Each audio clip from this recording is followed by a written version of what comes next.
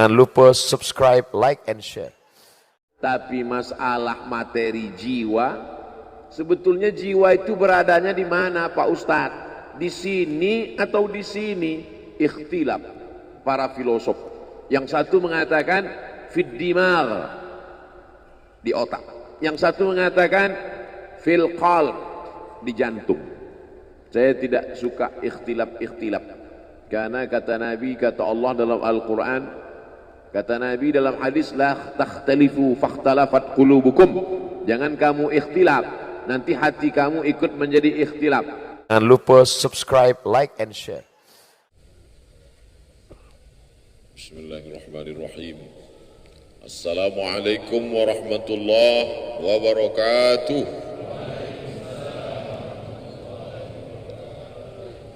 Alhamdulillahilladzi bi ni'matihi tatimmu shalihat. Wassalatu wassalamu ala sayyidis sadat wa ala alihi wa ashabihi ahli al-fadaili wal karamat. Subhanaka la ilma lana illa ma 'allamtana innaka antal alimul hakim. Rabbi shrah li sadri wa yassir li amri wahlul 'uqdatam min lisani yafqahu qawli. Man shalla subha fi jama'atin kana fi zimmatillah. Siapa yang sholat subuh berjamaah, maka dia dalam tanggungan Allah, dalam tanggung jawab Allah, dalam perlindungan Allah. Maka kita semua yang sholat subuh berjamaah ini dalam fi zimmatillah, dalam tanggung jawab Allah, dalam kuasa Allah, dalam perlindungan Allah dari segala macam mara bahaya, musibah, penyakit, dan dijaga dalam istiqamah iman dan Islam.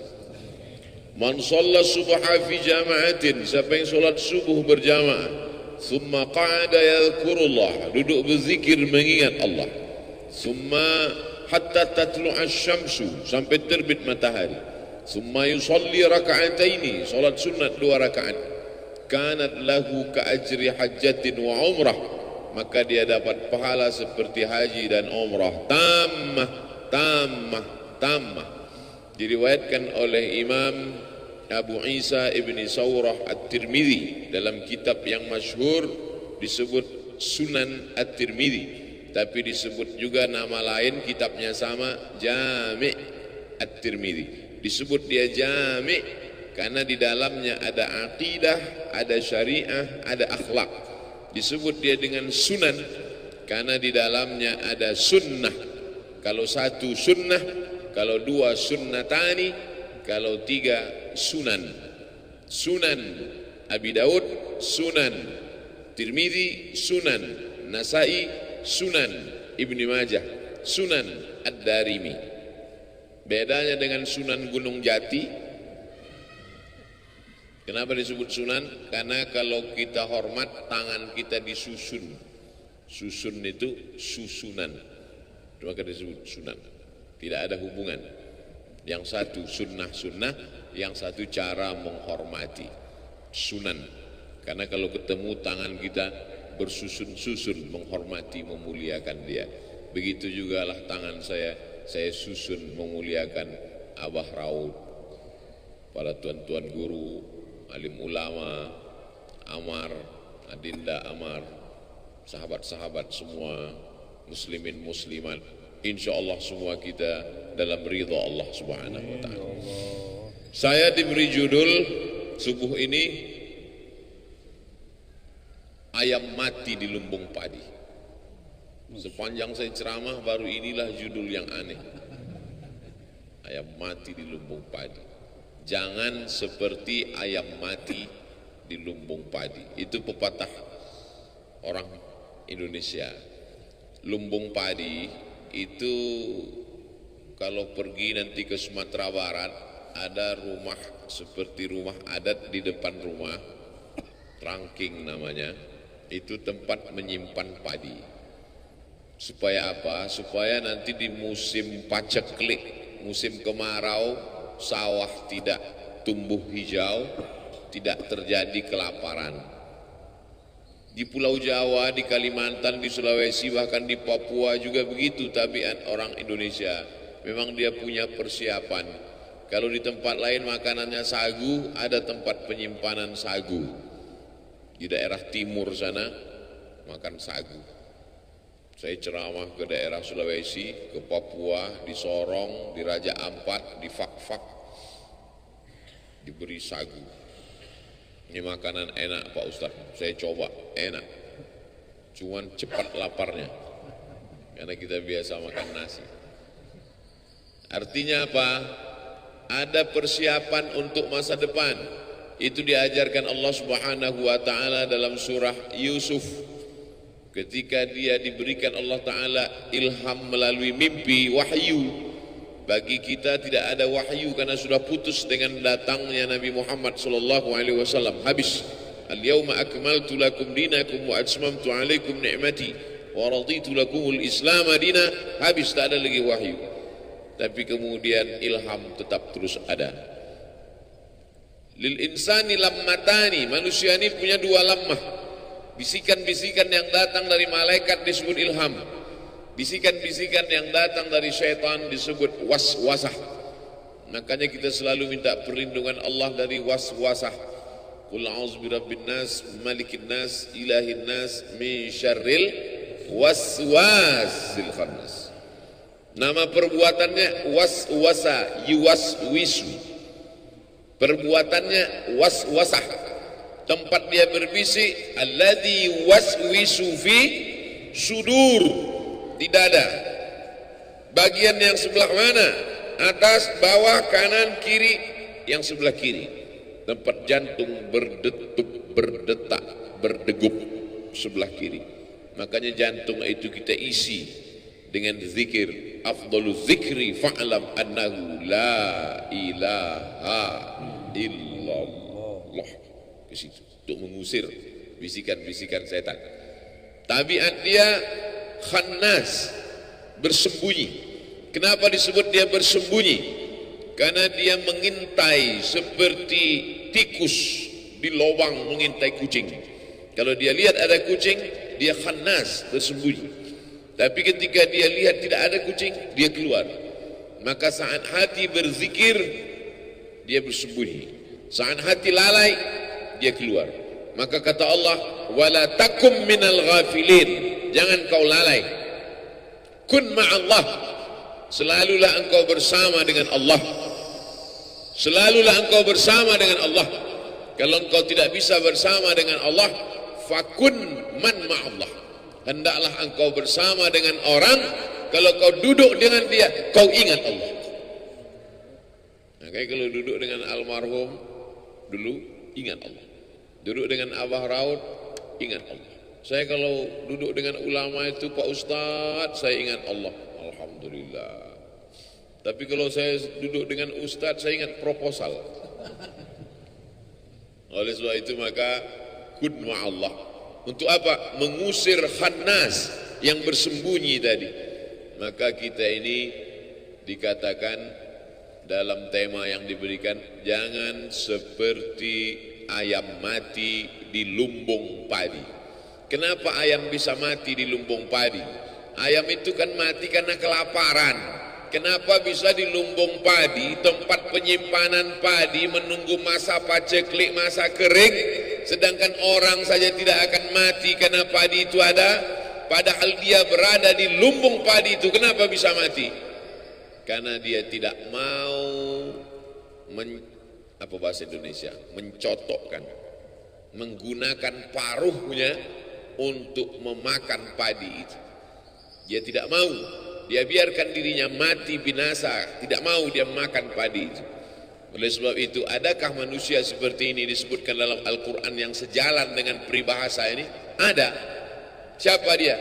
Kamathalil himari yahmilu asfara, seperti keledai membawa kitab. Keledai dipakai untuk menarik gerobak. Isi gerobak itu di belakang kitab berjilid-jilid. Tapi ada manfaat kitab itu bagi keledai? Tak ada. Jadi kalau dalam peribahasa kita dipakai ayam, di Mesir, di Arab yang dipakai keledai. Keledai selalu dipakai untuk konotasi negatif yang jelek-jelek. Suara. Inna angkaral aswati la sautul hamir. Suara yang paling jelek adalah suara keledai. Gimana sih suara keledai Pak Ustaz? Tulis aja di YouTube, Sautul Hamir. Tulis di Sautul Hamir. Jangan sekarang, nanti habis pengajian. Untuk rumah yang paling jelek, la baitul ankabut. Janganlah jadi rumah yang paling rapuh. Rumah yang paling kokoh kelihatannya adalah laba-laba. Rumahnya Spiderman. Tapi itulah rumah yang paling rapuh. Kenapa? Karena membangunnya susah, menarik getah kayu, disusun demikian indah cantik berangkai, tapi kemudian sekali tarik saja hancur. Perumpamaan rumah paling jelek, laba-laba. Perumpamaan suara paling buruk, keledai. Dan dalam peribahasa kita pun, jangan sampai keledai jatuh 2 kali di lubang yang sama. Sebuah perumpamaan. Maka sesungguhnya yang kita pahami bukan bunyi teksnya, bukan kalimatnya, bukan hewan yang dipilih apakah ayam atau keledai, tapi yang diambil di situ adalah tidak mengambil manfaat. Sebagaimana ayam tidak mengambil manfaat dari padi, padahal sebenarnya padi bisa mengenyangkan dia, menyelamatkan nyawanya, bisa hidup panjang tidak kelaparan, maka keledai juga tak mengambil manfaat dari kitab-kitab, buku-buku yang dia bawa. 1 gerobak, 3 kereta keledai di belakang, tak ada manfaatnya. Kamatsalil himari yahmilu asfara. Dalam ayat lain Allah Ta'ala memberikan contoh, kalau yang ini keledai, manusia mulia. Tapi apa kata Allah? Walau syi'na la rafa'nahu biha. Kalau kami mau, kami sudah lama angkat derajatnya. Walakinnahu akhlada ilal ardi. Tapi dia tidak mau naik ke atas. Dia lebih memilih jatuh ke bawah. Wattaba'a, diperturutkannya hawa nafsunya. Famathaluhu, ini lebih tinggi lagi. Famathaluhu kamathalil kalb. Perumpamaan dia kata Allah seperti seekor kalb, dog, anjing.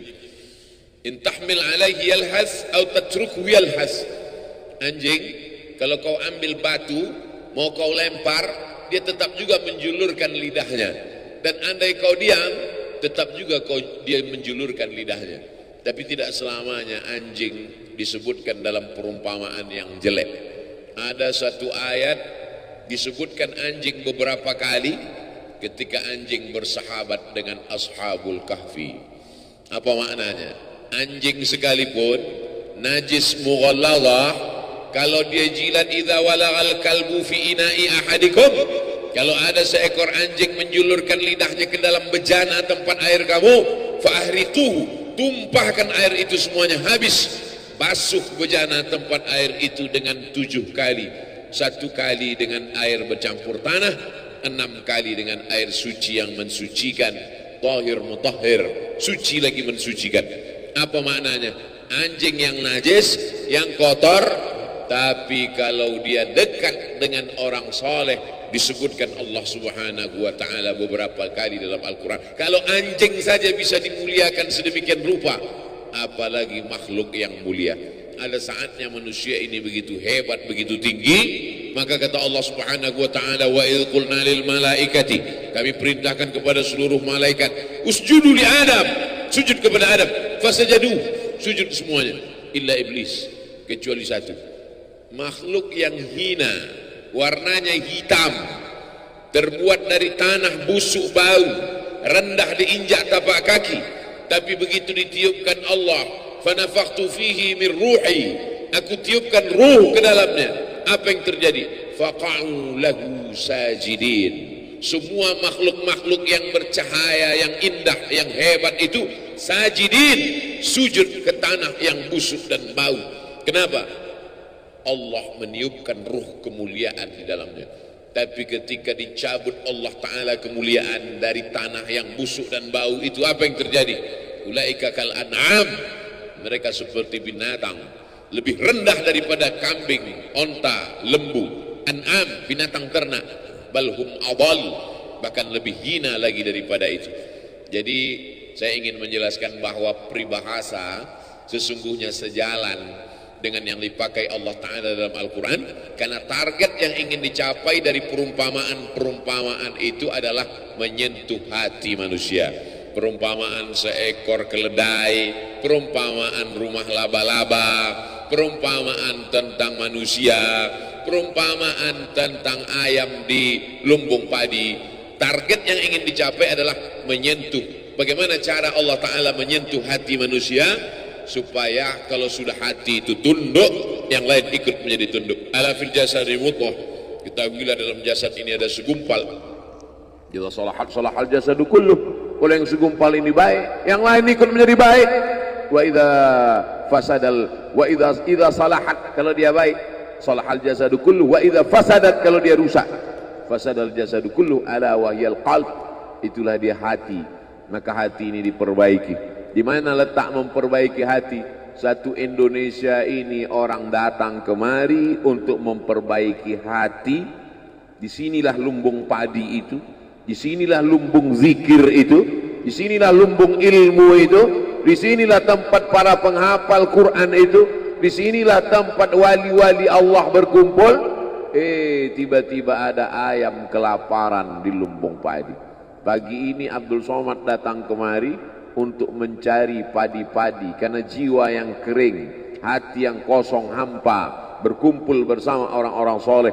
Idza marartum biriyadil jannah farta'u, kalau kamu lewat di taman surga, kalau kamu lewat mampir singgah melalui taman surga, farta'u, makan minumlah kamu di taman itu.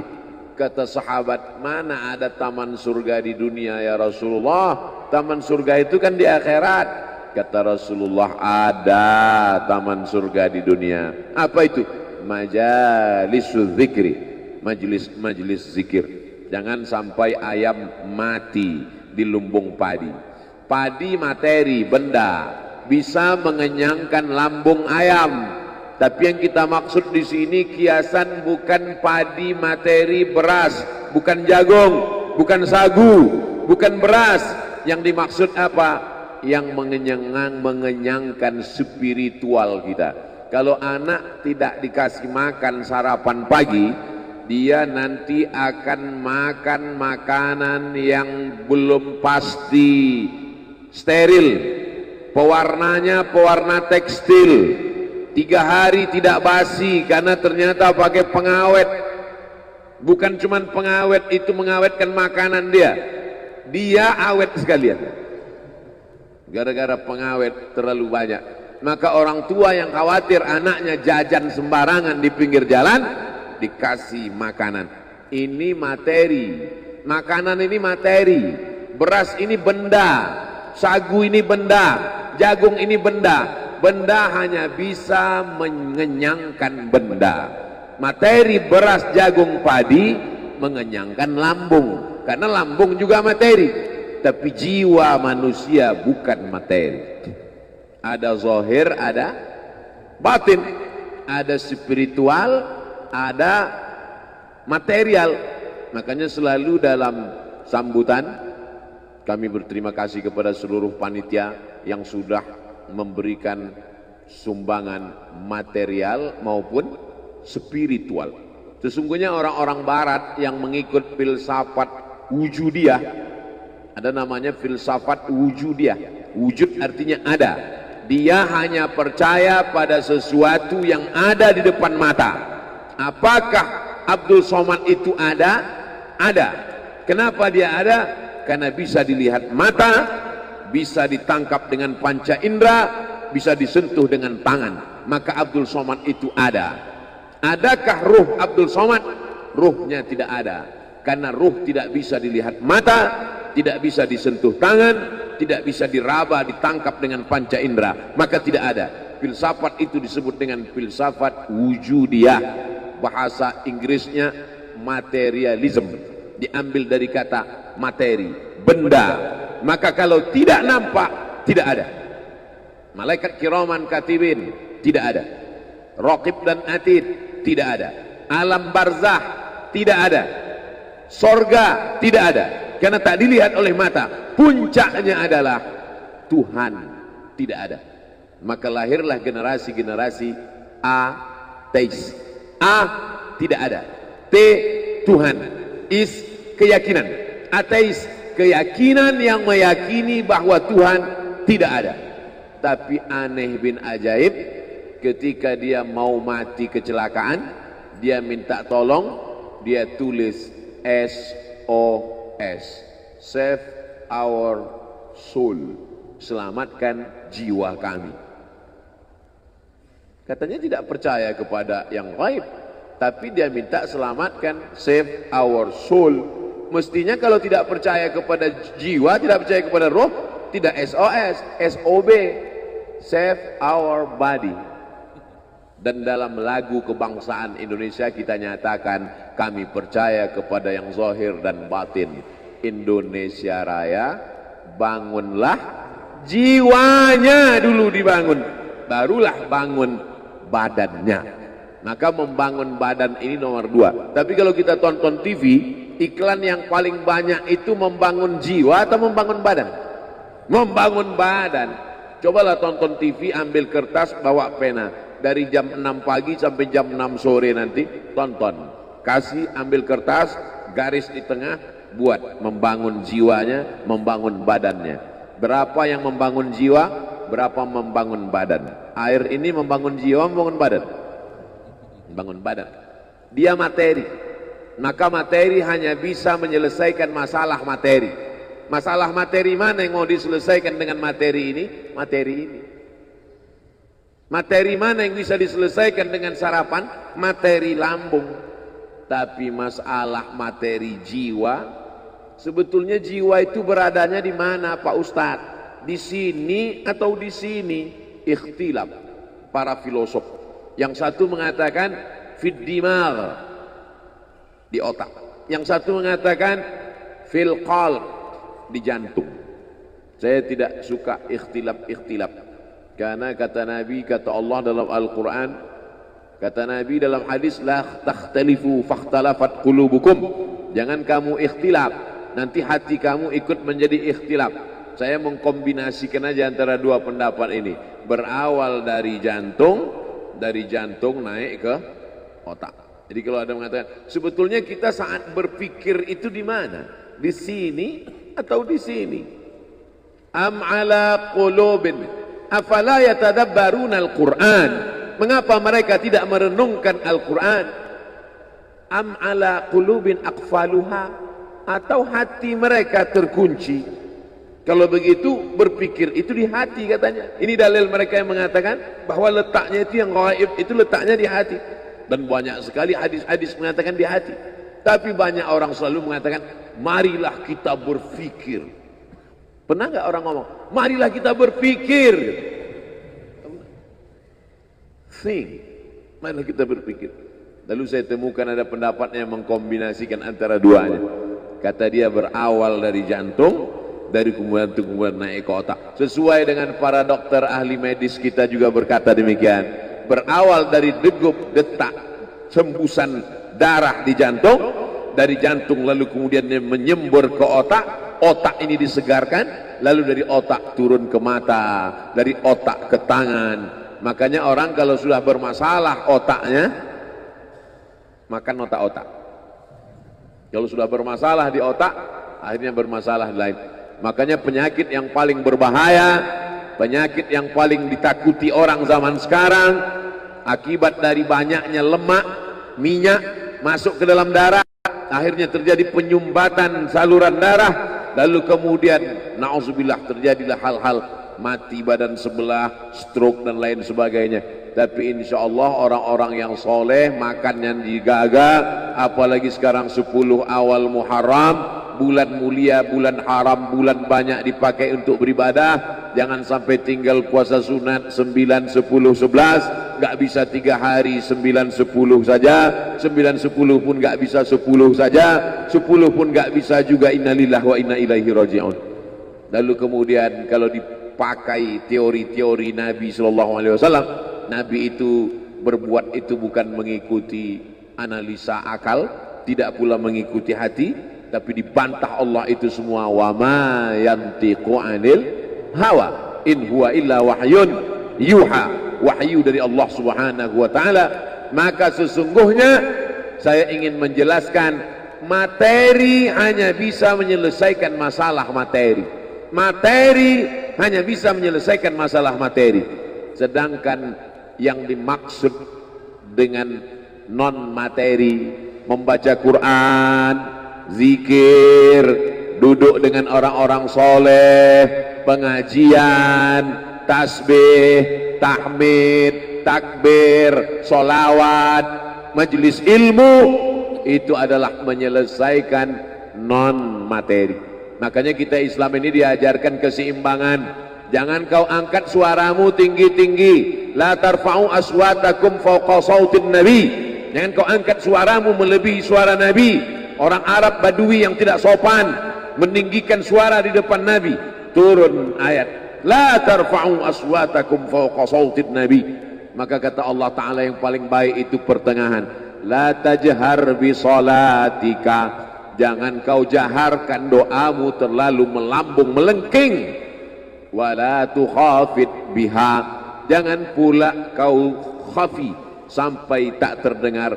Wabtaghi baina dzalika sabila, tapi carilah jalan tengah. Makanya umat Islam ini adalah jalan tengah. Umat ini adalah umat pertengahan. Wa kadzalika ja'alnakum ummatan wasata. Yang satu mengatakan Nabi Isa itu dinaikkan ke atas terlalu tinggi. Wa qalatil yahudu Uzairu billah wa qalatin nasara al-masih ibnullah. Al-Masih anak Allah, terlalu tinggi. Yang satu pula Yahudi mengatakan Isa anak zina. Mereka tuduh Maria berzina dengan Joseph si tukang kayu. Anak zina, jatuh ke bawah, rendah, hina. Maka abuki imra'a sau'in, bapakmu bukan preman, orang jahat. Wa makanat ummuki baghiyah, ibumu bukan baghiyah, wanita tuna susila. Datang orang Yahudi menemui Maryam yang baru saja melahirkan anak. Makanan qasiyah, dia tidak tahan mendengar buli-buli. Mengapa dia punya anak tanpa suami? Kenapa dia bisa hamil? Membuli. Habis dia dibuli, akhirnya dia pergi mengasingkan diri. Makanan qasiyah, di tempat yang jauh dari Palestina. Nah, jadi di antara yang suka membuli ini Yahudi. Jadi kalau ada suka membuli ini otak-otak Yahudi. Maka larilah Maryam. Jadi kalau mau belajar dari bagaimana Maryam dibuli orang, bagaimana cara dia, pergi lari. Kita sekarang kalau dibuli orang nggak perlu lari, cukup matikan handphone. Lalu kemudian datar pembuli, orang sudah lari, ternyata mereka datang ke sana. Mereka datangi langsung. Apa kata mereka? Makanat abuki mura'a sau'ib, bapakmu bukan orang jahat. Wa makanat ummuki baghiyah, ibumu bukan wanita tuna susila. Titik. Kalau ayat itu dilanjutkan tidak layak menjadi kitab suci.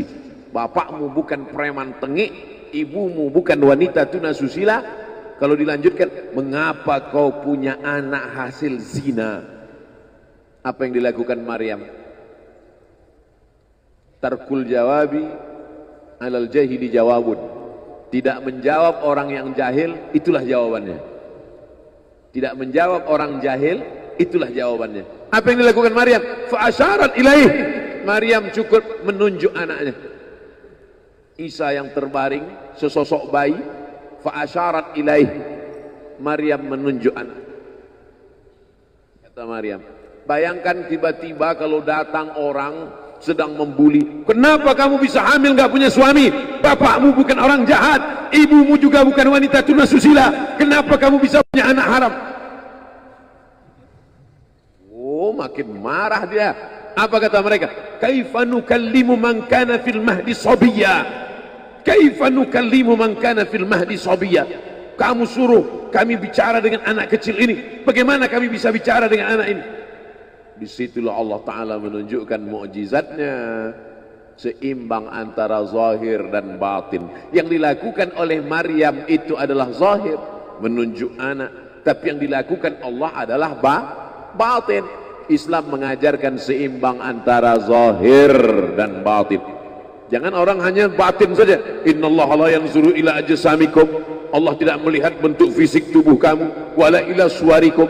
Allah tak melihat rupa wajah kamu. Walakin yanzuru ila qulubikum. Yang dilihat Allah itu batin kamu.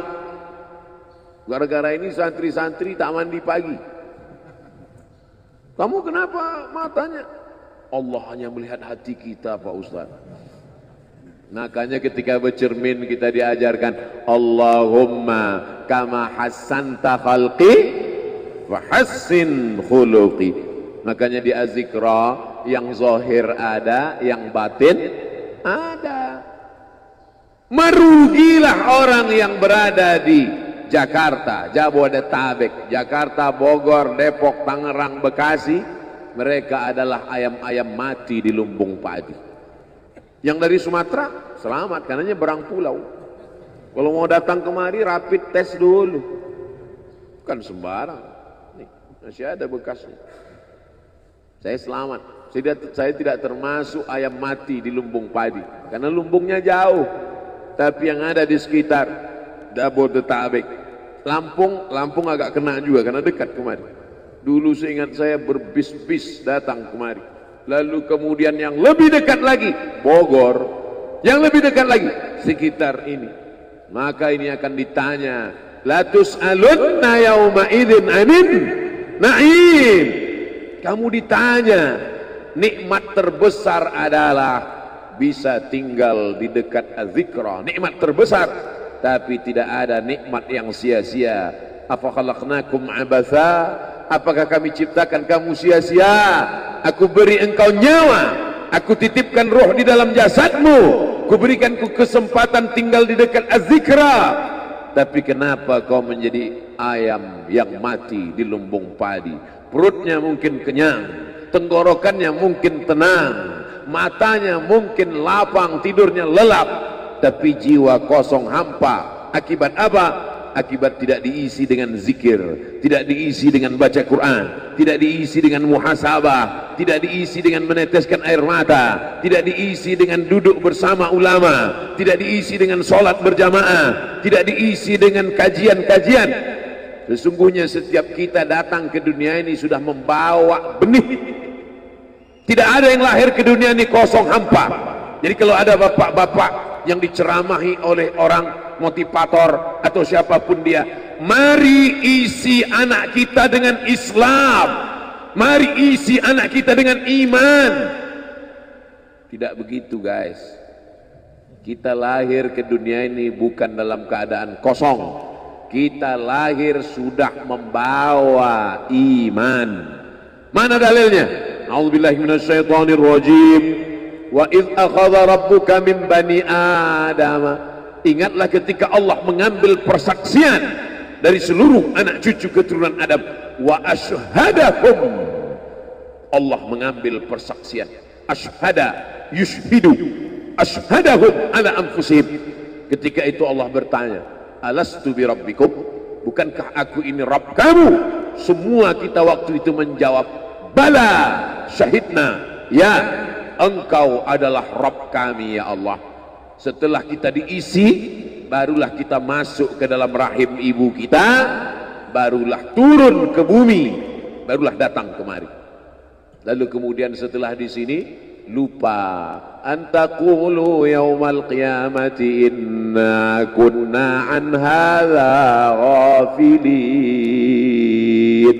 Kami lupa, kami tidak ingat. Orang yang tidak ingat ini diingatkan. Fadzakir, ingatkanlah, inna fa'ati az-zikra. Fadzakir, berilah peringatan, inna fa'ati az-zikra. Inna fa'ati az-zikra. Az-zikra bermanfaat untuk siapa? Liman yakhsha, bagi orang yang takut bahwa dia nanti akan bangkit dari tanah, bahwa dia akan hidup sekali lagi, bahwa roh dan jasadnya akan dipertemukan lagi. Apa mungkin kita ini akan hidup lagi Pak Ustadz? Ucapanmu sama seperti ucapan Asi bin Wa'il yang membawa tulang kering kerontang yang sudah putih tak ada lagi warna. Lalu dia bertanya, hal yuhyi rabbuka hadzal 'idhama ba'da ma baliya wa ramma. Apakah bisa Tuhanmu menghidupkan tulang ini lagi ya Muhammad? Nabi sallallahu alaihi wasallam diam sampai Jibril datang membawakan jawaban. Qul yuhyiha alladhi ansha'aha awwala marrah. Katakan ya Muhammad sallallahu alaihi wasallam kepada Asi bin Wa'il yang tak percaya bahwa tulang itu akan hidup sekali lagi. Yuhyiha alladhi ansha'aha awwala marrah. Dia yang menciptakan tulang itu sebelum ada menjadi ada, sekarang setelah ada dibuatnya menjadi tidak ada, akan dikembalikannya lagi menjadi ada. Sedangkan menciptakan yang tidak ada menjadi ada saja dia sanggup, apalagi yang pernah ada dibuatnya menjadi tidak ada, dikembalikannya lagi menjadi ada. Innama amruhu idza arada syai'an ayyaqula lahu kun. Azmuz zanab, ujung tulang ekor sebesar ibu jari, tulang belakang sampai ke bawah, yang lain hancur.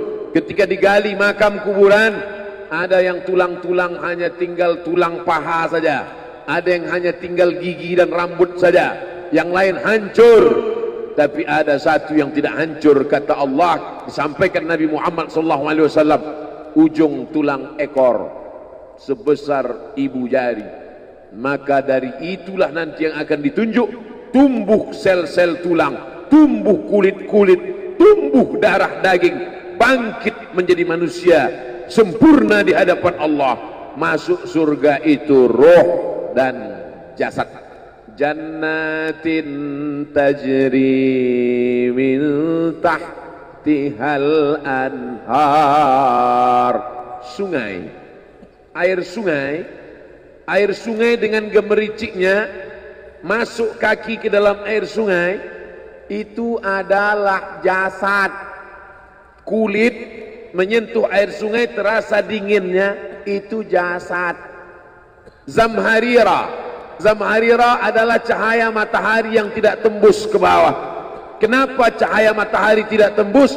Karena ada ranting-ranting kayu yang saling terkait satu dengan lain, sehingga kalau duduk di bawah maka cahaya matahari tidak tembus ke bawah. Itu jasad. Maka yang masuk surga itu adalah roh dan jasad menurut Ahlus Sunnah wal Jamaah. Kalau masuk surga cuman roh, saya nggak mau. Mimpi masuk surga. Abdul Somad akan masuk surga beserta roh dan jasad, kembali sempurna. Makanya kata Nabi, la yadkhulul jannata ajuz, tak masuk surga orang tua. Menangis semua orang tua, sedih karena tak masuk surga. Nabi tersenyum. Kata Nabi, bukan kamu tua tak masuk surga, kamu akan kembali muda usia belia 30, 31, 32, 33. Karena masuk surga itu adalah orang-orang muda, anak-anak muda yang bisa menikmati dunia. Begitulah mereka masuk ke dalam surga. Apa makna ucapan Nabi itu? Ruh dan jasad masuk ke dalam surga Allah. Lagi-lagi kita sedang diajarkan keseimbangan, bahwa kita lahir membawa iman, tapi iman ini bisa mati. Benih letakkan di tanah pasir kering kerontang, tidak disiram, mati dia, kering. Bagaimana menghidupkannya? Dihidupkan dia dengan ilmu.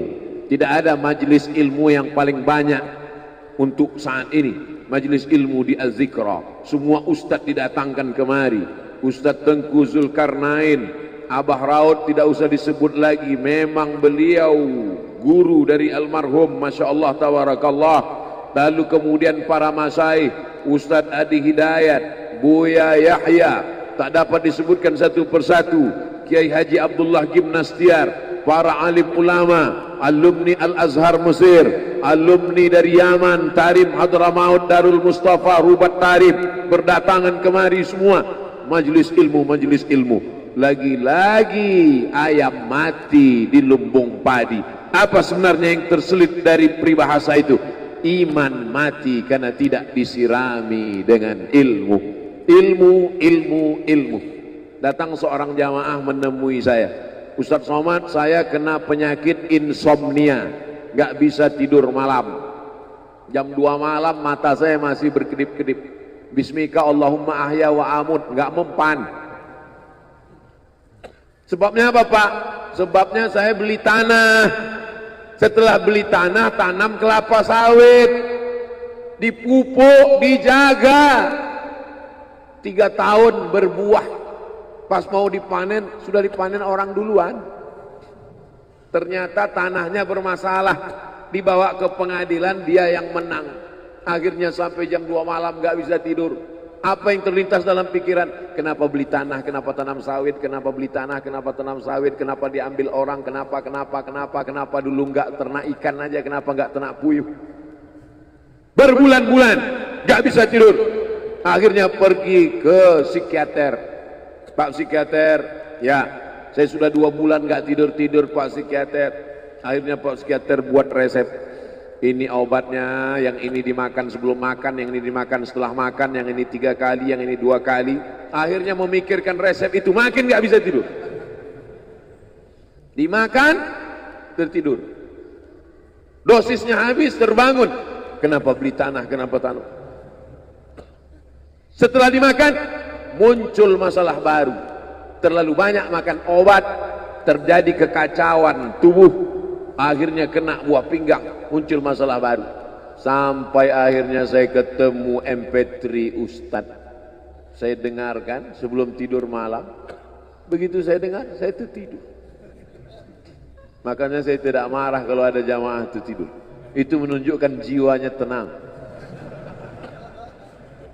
Karena dia tidak kena penyakit insomnia. Orang Amerika, orang Eropa, mobilnya mewah, apartemennya cantik, rumahnya megah, duitnya banyak, dolarnya bejibun, gak bisa tidur karena masalah hidup dunia.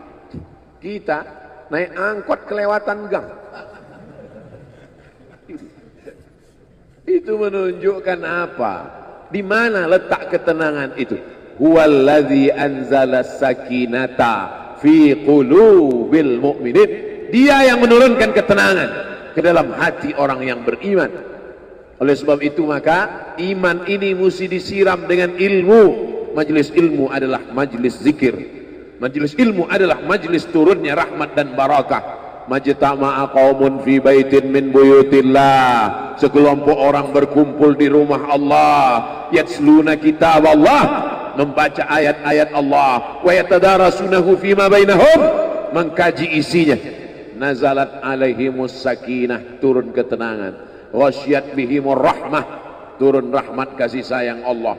Haffat bihimul malaikah, dikelilingi oleh para malaikat. Wa dzakarahumullahu fi man indah, dibanggakan Allah Ta'ala dengan para malaikat. Tadi malam ketemu dengan murid dari Syekh Muhammad Yasin bin Isa Al-Fadani di Zawiyah Raudhah. Ketemu, cium tangan, barokah, zikir, sholawat, tenang jiwa. Lalu kemudian subuh ini ketemu dengan Abah Raud, ketemu dengan para penghafal Quran, ketemu dengan santri-santri, tenang jiwa. Tidak ada yang menenangkan jiwa ini selain daripada majlis zikir, majlis ilmu. Betapa meruginya ayam-ayam mati di lumbung padi.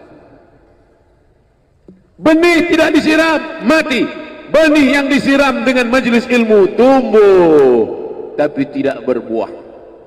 Maka mesti disiram pakai pupuk buah. Datang konsultasi. Ini kenapa tidak berbuah? Kenapa ini tidak berbuah? Karena ternyata dia mesti diamalkan. Sudah dapat ijazahnya, sudah talaqi, sudah halaqah. Kenapa enggak berbuah? Belum diamalkan. Paksa-paksakan diri sebelum tidur malam, wudhu dulu, sholat witir. Paksa-paksakan diri bangun malam, tahajud. Paksa-paksakan diri siang, sholat qabliyah, sholat ba'diyah. Paksa-paksakan diri pagi, sholat duha. Paksa-paksakan diri, sholat subuh berjamaah. Barulah dia berbuah. Kalau dia tidak berbuah, dia hanya sekedar pokok kayu yang hanya membuat sampah saja. Tapi paling tidak tempat orang bernaung di bawah ketika panas. Tapi manfaatnya tidak sesuai karena yang ditunggu itu buahnya. Masa pohon kayu rindang besar tidak berbuah, sementara semangka yang kecil buahnya besar?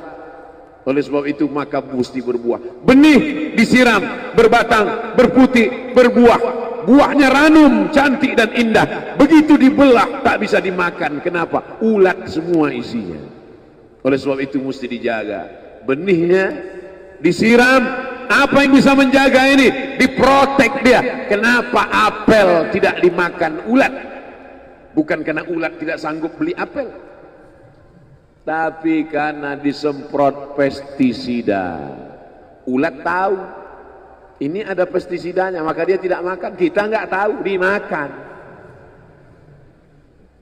Ikan asin tidak dikerubungi lalat. Tidak ada satupun lalat yang hinggap di ikan asin. Kenapa? Karena lalat tahu ikan asinnya pakai formalin. Manusia nggak tahu. Pintar mana manusia dari lalat? Jangan jawab. Akhirnya orang makan, menumpuklah pestisida dan formalin dalam darah. Apa namanya? CANCER, cancer. Karena dia tidak larut dalam tubuh. Yang lain-lain larut. Makanan-makanan larut menjadi energi, menjadi sampah, dibuang menjadi kotoran. Sama seperti daun, kalau jatuh ke tanah larut menjadi pupuk. Tapi plastik tidak larut, maka plastik sampah bertebaran. Oleh sebab itu maka ini mesti dijaga. Apa yang bisa menjaga buah apel supaya tidak berulat? Jagalah dia dengan ikhlas. Kamu kenapa enggak ke masjid? Saya kalau ke masjid riak, maka saya enggak ke masjid biar ikhlas. Tarkul amal li ajlin nas riak. Kata Imam Fudail bin Iyad, tarkul amal li ajlin nas riak. Tidak jadi beramal karena takut dipuji orang, riya. Wal amal li ajlihim syirik. Beramal karena ingin dipuji orang, syirik. Kenapa kamu enggak pakai sorban? Takut dipuji orang, riya. Pakai saja sorban anak. Jangan takut dipuji orang. Pakai sorban, yakinkan diri. Baik. Ustaz, kenapa enggak pakai sorban? Ada masanya nanti pakai sorban. Tarkul amal li ajlin nas riya. Tapi beramal, tapi saya enggak tahan Pak Ustaz, dipuji orang. Luruskan, karena pujian pasti akan selalu datang. La'atiyannahum min baini aydihim wa min khalfihim wa an aymanihim wa an syama'ilihim. Datang dari depan, dari belakang, dari kanan, dari kiri, dari dalam. Alladzi yuwaswisu fi sudur, dari dalam, dari depan, dari belakang, dari kanan, dari kiri, dari dalam. Dari dua aspek, minal jinnati wan nas. Dari yang zahir, dari yang batin, berdatangan dia. La ughwiyannakum, aku akan goda anak cucu Adam. Sampai kapan? Madamat arwahuhum fi ajsadihim. Selama roh masih bersemayam dalam jasad, selama masih hidup, dia terus menggoda. Kapan kita berhenti dari godaan ini? Nanti setelah terbaring, terbujur kaku, bahkan sampai mau sakaratul maut pun dia tetap menggoda. Itulah makanya orang berzikir tidak bisa digoda waktu sakaratul maut. Kenapa? Karena la ilaha illallah akan terngiang di telinganya. Subhanallah walhamdulillah wa la ilaha illallah wallahu akbar. Subhanallah walhamdulillah wa la ilaha illallah wallahu akbar. Kalau itu diucapkan sekali, 10 kali, 100 kali, 1000 kali, terngiang dia di telinga kita. Bahkan ketika kita mau tidur malam pun terngiang dia. Bahkan ketika kita mengigau di tengah malam pun itu yang terngiang. Maka saat mau sakaratul maut pun itu juga yang akan datang. Apa yang kau ucapkan, apa yang kau dengar, apa yang kau pikirkan, apa yang kau renungkan, itu yang akan datang waktu sakaratul maut. Seorang bapak sudah divonis dokter, panggil istrinya, panggil anaknya, bawa ini ke rumah, nunggu malaikat maut datang. Sudah nggak ada obat. Bapak sudah koma, nggak sadar-sadar di rumah sakit. Kalau tetap dipertahankan di ruang ICU, hanya ngabiskan uang saja. Dokter kasihan dengan keluarga, bawa ini pulang. Karena kalau dibawa pulang pasti mati. Begitu mau dibawa pulang, matanya terbuka, sadar dia.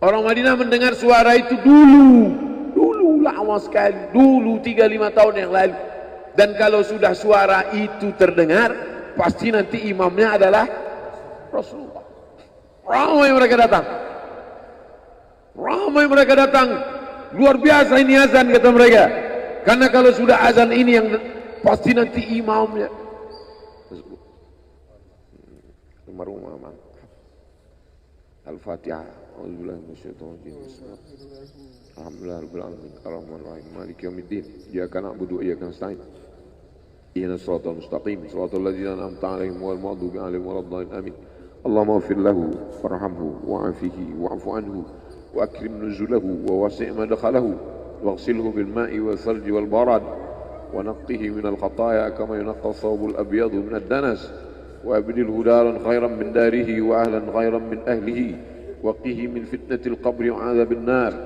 اللهم لا تحرمنا أجره ولا تفتنا بعده واغفر لنا وله ولإخواننا الذين سبقونا بالإيمان ولا تجعل في قلوبنا غلا للذين آمنوا ربنا إنك رؤوف رحيم. اللهم اجعل أهله وتلامذته وطلابه من الصابرين الذين إذا أصابتهم مصيبة قالوا إنا لله وإنا إليه راجعون. اللهم اجعل أبناءه وبناته من الصالحين والصالحات واحفظهم من كل سوء وشر. اللهم اجعل هذا المعهد الذكر معهدا عظيما مباركا تخرج منه الطلاب والطالبات من المجاهدين والمجاهدات في سبيلك بأموالهم وأنفسهم. اللهم احفظهم من الظلمات، اللهم أخرجهم من الظلمات إلى النور. اللهم وفقنا لما تحبه وترضاه. اللهم اجعل أبناءنا وبناتنا من حفاظ القرآن والحافظات. اللهم اجعل قبره روضة من رياض الجنان، لا تجعل قبره حفرة من حفر النيران. وصلى الله على سيدنا ومولانا وشفيعنا وذخرنا محمد وعلى آله وصحبه وسلم والحمد لله رب العالمين. Kalau sayang dengan almarhum, hidupkan majelisnya, ramaikan, bangkitkan semangat. Tunjukkan kepada Allah Subhanahu wa taala bahwa kita cinta. Sab'atun yudhilluhumullah, 7 orang yang dapat naungan. Yauma la illa dhilluh, hari itu tak ada naungan kecuali naungan Allah. Rajulani, 2 orang. Tahabba fillah, berkasih sayang karena Allah. Ijtama'a alaih, bersama karena Allah. Wa tafarraqa alaih. Saya berharap saya dengan almarhum, saya dengan Abah Raud, saya dengan para sahabat termasuk yang mendapatkan naungan ini. Saya dengan almarhum tak ada hubungan kepentingan. Kami tak ada hubungan politik. Kami tak ada hubungan ekonomi. Kami murni karena la ilaha illallah Muhammad Rasulullah. Alaiha nahya, dengan itu kami hidup. Wa alaiha namutu, dengan itu kami mati. Wa biha nub'atsu insyaallah, dengan itu juga nanti kita akan dibangkitkan. Sayang dengan Nabi, hidupkan masjid-masjid. Sayang dengan ulama, hidupkan majelis-majelisnya. Jaga peninggalan-peninggalannya. Lanjutkan perjuangannya. Itu bukti sayang. Sayang bukan di tepi bibir. Sayang bukan basa-basi. Oleh sebab itu, kita akan dituntut di hadapan Allah tentang nikmat besar ini. Mudah-mudahan kita lulus ujian dunia, ujian akhirat. Amin. Ya Rabbal Alamin. Terima kasih segala perhatian. Mohon maaf segala kesilapan dan kekhilafan. Jangan lupa salat sunat isyraq 2 rakaat. Terima kasih. Wassalamualaikum warahmatullahi wabarakatuh. Jangan lupa subscribe, like, and share.